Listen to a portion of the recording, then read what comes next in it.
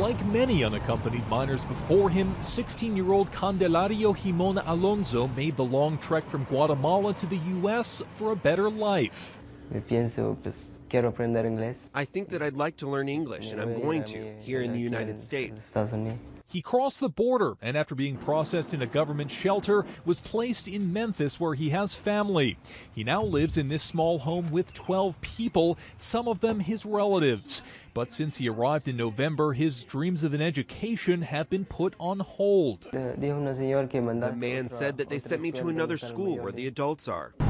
Local school officials have kept him out of the classroom since he tried to enroll in public school in January. Instead, the cash-strapped district routed him to an adult school in East Memphis, where he could have taken English classes a few hours a week. But the GED and English as a second language programs were shut down before he could even register. The state concerned that not enough students were graduating. Jimon's experience mirrors that of other unaccompanied minors across the country. In 1982, the Supreme Court ruled that states can't deny children a free public education regardless of their immigration status.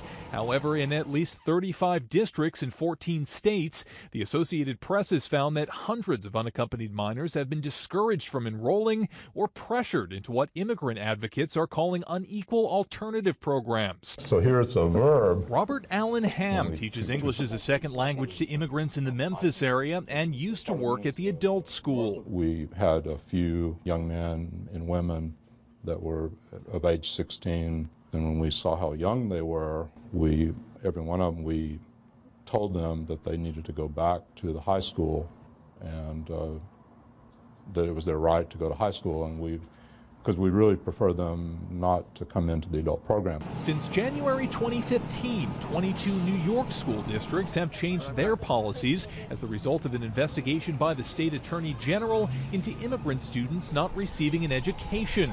Neither the Education nor the Justice Departments would say how many of the nation's roughly 14,000 districts have been investigated for similar failures. Meanwhile, Jimon is still holding out hope for a real education. He says he's strong. He wants to study math and communications and hopes one day to become a teacher.